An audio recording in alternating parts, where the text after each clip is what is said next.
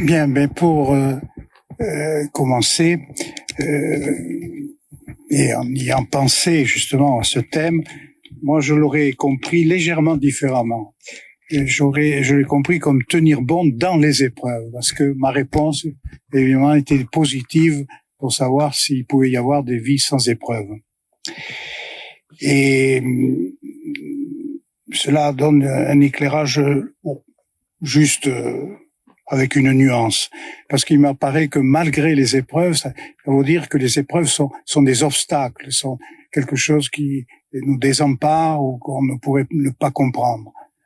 Or, justement, il m'apparaît que lorsqu'on essaie de réfléchir sur l'expérience chrétienne, sur la foi chrétienne, on doit pouvoir comprendre. Comprendre pour croire et croire pour comprendre. Et ceci nous ramène à une catégorie qu'il ne nous faut pas sous-évaluer et que les pères de l'Église tenaient en haute considération. C'est la catégorie du don. Nous sommes issus d'un don. Et le don vient de Dieu, justement. Et en nous donnant la vie, en nous appelant à l'existence, il nous a fait un don inestimable. Et c'est un grand malheur pour ceux qui, justement, n'arrivent pas à considérer leur existence comme quelque chose de inouï, quelque chose qui devrait nous porter à la joie qui, pour un chrétien, est un commandement. Soyez toujours joyeux, nous dit l'Écriture. Mais évidemment, le mot épreuve nous ramène aussi à ce qui s'est passé avec nos premiers parents, au fond. Dans l'acte créateur, rien n'a été envisagé quant à une chute, un désordre, un dérèglement. Il est venu par un usage faux de la liberté. Et ce péché originel, dont il nous faut toujours tenir compte, est là pour nous mettre sur la voie. Et la voie du Christ. Car le Christ n'a aucune, explication, si on veut, qu'en rapport justement à ce désordre issu dans la création, non voulu par Dieu, et que Dieu a promis de réparer. Et c'est le Christ qui a la mission de le réparer. Donc le Christ est pour nous un don complémentaire qui vient s'ajouter au don de notre propre existence. Le Christ est vraiment un don inestimable aussi. Et nous, il nous faut, dans notre vie intérieure, dans la poursuite de notre réflexion sur nous-mêmes, aller profondément en nous pour voir justement ce lien entre ces deux dons. Le don de la vie et le don de réparation que le Christ nous offre dans sa mort et sa résurrection. Car nous avons besoin du Christ. On ne peut pas faire l'économie du Christ. C'est pas pour rien que les premiers des communautés chrétiennes, pas tout de suite d'ailleurs, on les appelait chrétiens. Et ils se sont pas trompés parce qu'ils se sont dit en dehors du Christ, rien n'est compréhensible quant à la foi, justement, qu'il est venu provoquer, parce que le Christ est venu nous provoquer à la foi et à la confiance en lui et en sa mission de réparation du trouble que le péché originel a porté dans la vie. Dans la vie de tout homme qui naît, il y a un désordre. Que seul le baptême, qui est justement de bénéficier de la grâce du Christ, rétablit. Mais il laisse justement, et c'est ce qui nous met dans la possibilité de mieux comprendre les épreuves, c'est que le baptême ne supprime pas la nécessité de lutter, parce que il y a les conséquences du péché originel. Bon, les théologiens ont des mots spéciaux pour le décrire, c'est pas la peine de compliquer les choses, mais il nous faut savoir que la liturgie du baptême nous rappelle tout cela, et notamment le combat, la dimension de combat. La vie chrétienne, c'est vouloir être chrétien. Pourquoi ? Parce que justement, l'approche que le Christ fait de chacun d'entre nous pour nous sauver tient justement en la guérissant, mais tient compte de notre liberté. Et le Christ vient rétablir notre liberté, si on y pense bien. Là, il n'y a plus qu'à lire Saint Paul et pour se convaincre que le Christ est venu nous rendre libres puisque nous étions prisonniers du péché et des conséquences du péché originel. Lorsqu'on tient compte de ces choses, on arrive mieux à comprendre la nécessité du Christ et la nécessité de l'aimer, de se confier à lui, de savoir que lui seul peut continuer justement sa mission, qu'il continue par le don de la grâce. Parce que toutes les grâces qui sont absolument nécessaires pour le suivre, le découvrir, l'aimer et le rejoindre, sont issues de lui, passent par lui. L'Esprit Saint a son rôle aussi, mais tout passe par le Christ. Donc le Christ est une personne à laquelle il faut s'attacher. S'attacher à connaître, s'attacher par un sentiment de reconnaissance et savoir qu'il nous a tout donné, tout ce qui nous est nécessaire pour le connaître, le rejoindre. Car le salut, c'est le rejoindre, au fond. Donc la catégorie du don est si essentielle que vous avez un auteur qui est incontournable pour nous, c'est Saint Augustin. Sur ces questions-là, il est le maître. Et lui-même, on découvre que, en lisant ses œuvres, la citation qui fait la plus nombreuse, la citation de l'écriture la plus nombreuse dans son œuvre, c'est « Qu'as-tu que tu n'aies reçu ?» Comment mieux, et c'est Saint Paul, une reprise de Saint Paul, « Qu'as-tu que tu n'aies reçu ?» Si on ne va pas jusque-là dans notre propre vie intérieure et dans la découverte du Christ, on n'est pas capable de le recevoir, on n'est pas capable de se donner à lui, et on n'est pas capable même d'imaginer ce qu'il a fait pour nous et continue de faire pour nous. Continue de faire pour nous. Heureusement, le Christ est un être divin, incarné certes, qui nous connaît mieux que personne, puisqu'il a partagé notre humanité, il l'a assumé, et d'une délicatesse inouïe. Le Christ ne forcera jamais quelqu'un. Il frappe à la porte, nous dit l'Apocalypse. Il frappe à la porte de notre cœur, délicatement, avec insistance, tous les jours. C'est nous qui avons un cœur dur souvent, et trop dur. Alors les épreuves là-dedans, si on a fait le tour de ces principes, on les comprend tout de suite. Elles ont un motif pédagogique, au fond. Elles veulent nous guérir de notre égoïsme, guérir de l'idée fallacieuse qu'on pourrait trouver le bonheur sur terre, alors qu'on sait qu'on quittera cette terre, obligatoirement.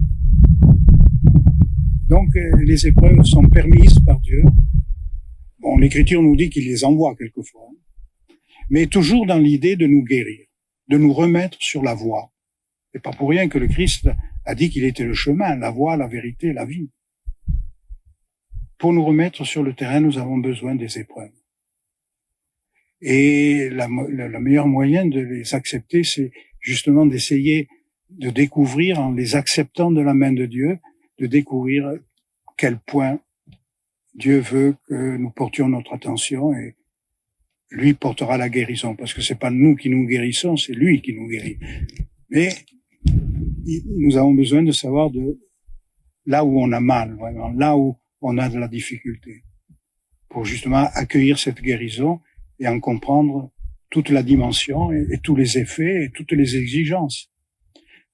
Car au fond, quand Dieu nous accorde la grâce de la guérison, c'est pour que nous progressions, pour que nous nous approchions de lui, que nous le rejoignions, en l'accueillant justement, en faisant route avec lui.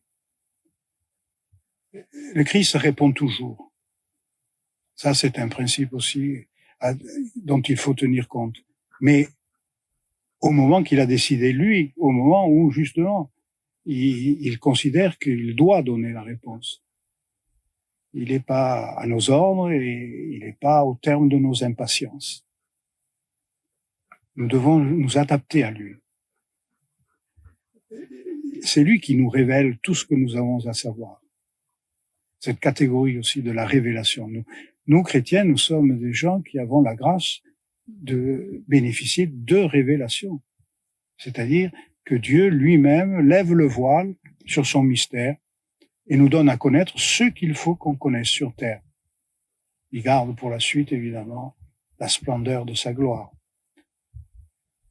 Je crois que là, le thème d'aujourd'hui est particulièrement riche. Pourquoi? Parce que, en nous recadrant un peu devant cette réalité dure que sont les épreuves, personne ne prie pour avoir des épreuves.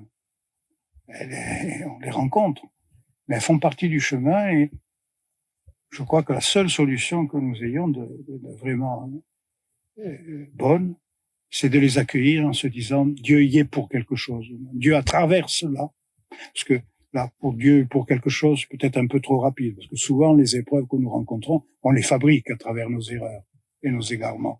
On rencontre ce qu'on produit, souvent. Mais Dieu le permet, et Dieu surtout va en tirer du bien, parce qu'il est là où il y a un principe aussi qu'il faut savoir rappeler, c'est que Dieu, parce qu'il est tout-puissant, est le seul être à tirer un bien d'un mal, à pouvoir convertir un mal d'un bien. C'est-à-dire, Saint Augustin a des paroles très, très, très justes et très profondes. Il dit, au fond, le mal, c'est du non-être, c'est du non-bien.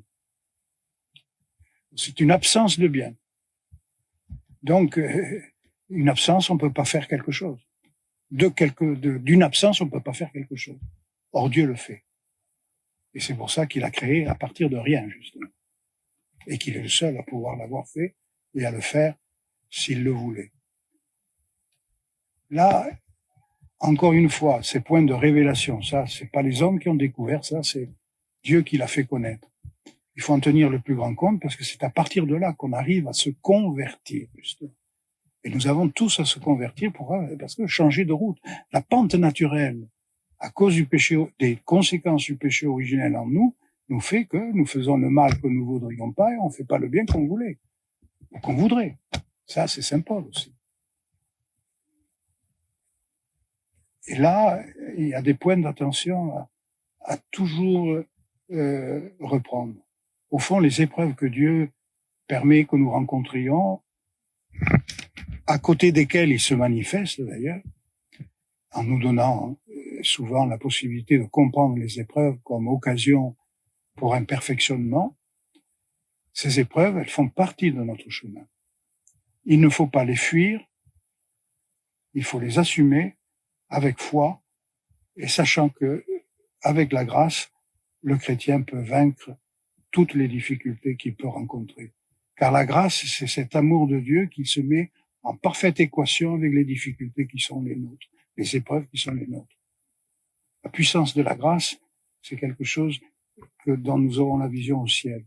Au fond, il faudrait présenter l'existence du chrétien comme une conscience qui petit à petit se rend compte qu'il est entouré de la bienveillance de Dieu.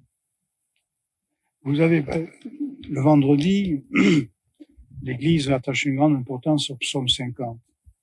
Ce psaume 50 nous donne vraiment la meilleure définition de la pénitence et surtout de l'œuvre de Dieu et de l'œuvre de la grâce. Pourquoi? Parce que David, grand pécheur s'il en est, se reprend par la seule considération de la miséricorde et de l'amour de Dieu.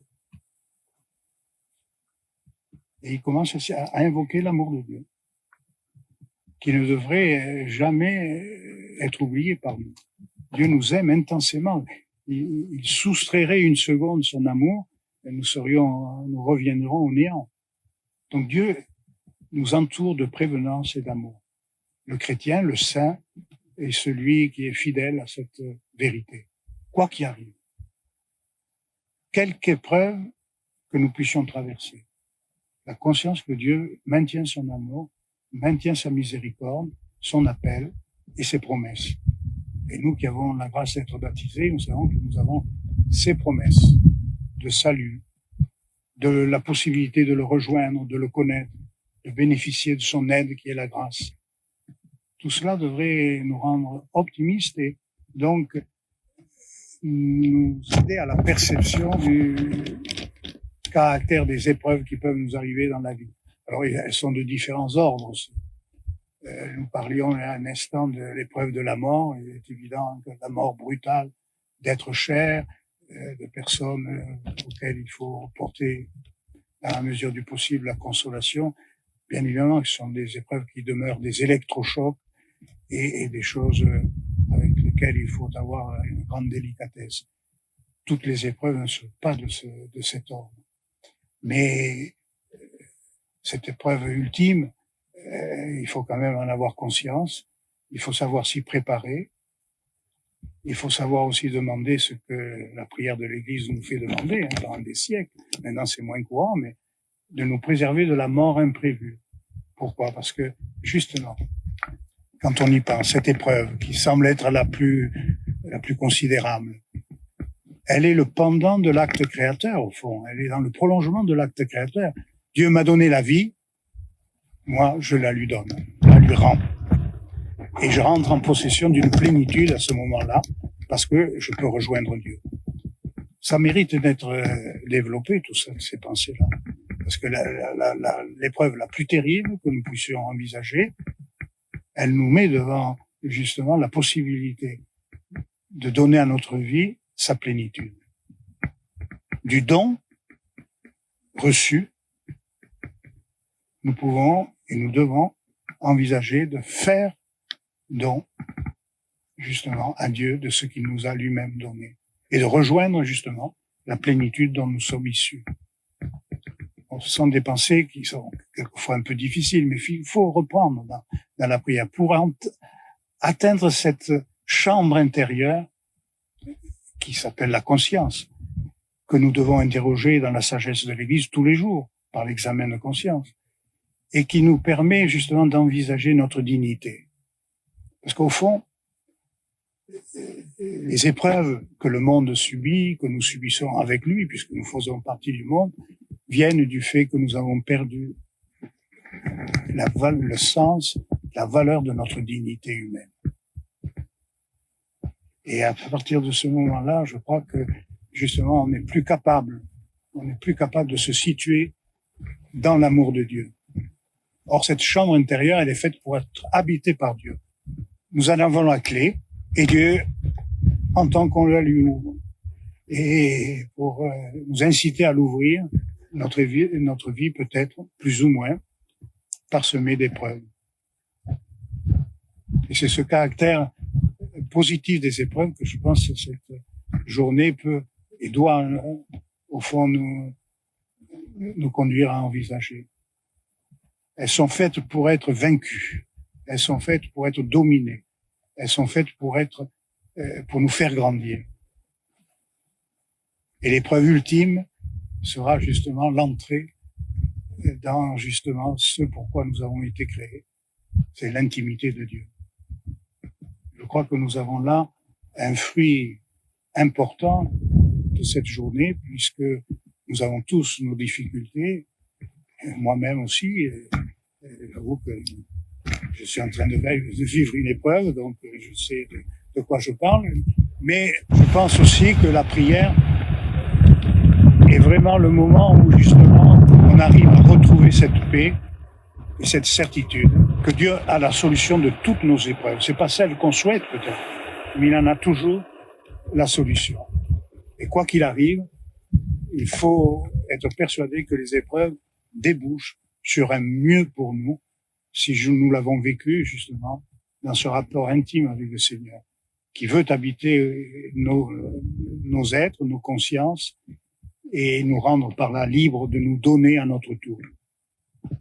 Car la liberté, elle est donnée à l'homme pour pouvoir aimer. Et aimer à la manière de Dieu pour le chrétien. Vaste mystère qui nous dépasse, certes, mais qu'il est bon de considérer tous les jours pour nous laisser transformer, parce que tout amour transforme. Et l'amour de Dieu, évidemment, nous transforme.